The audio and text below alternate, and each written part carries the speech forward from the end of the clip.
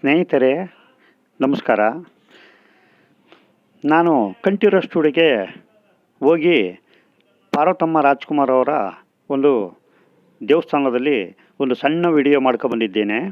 ಅದನ್ನು ತಮ್ಮ ಮುಂದೆ ಇಡ್ತಾ ಇದ್ದೇನೆ.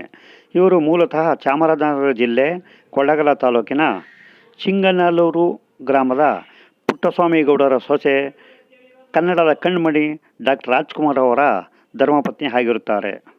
ಇವರು ಚಿತ್ರರಂಗದಲ್ಲಿ ಪ್ರವೇಶ ಮಾಡಿ ನಿರ್ಮಾಪಕರಾಗಿ ಕೆಲಸ ಕೂಡ ಅಚ್ಚುಕಟ್ಟಾಗಿ ಮಾಡಿರುತ್ತಾರೆ. ನಿರ್ಮಾಪಕರು ಅಂದ ಮೇಲೆ ಡಾಕ್ಟರ್ ರಾಜ್ಕುಮಾರಿಗೆ ಬಲಗೈ ಬಂದಾಗಿದೆ. ಇವರು ಯಾವುದೇ ಸಿನಿಮಾ ನಿರ್ಮಾಪಕರಾಗಿ ಮಾಡಿದರೂ ಕೂಡ ಅದು ಸೋಲೇ ಇಲ್ಲ. ಆ ಥರ ನಿರ್ಮಾಪಕರಾಗಿ ಕೆಲಸ ನಿರ್ವಹಿಸಿರುತ್ತಾರೆ.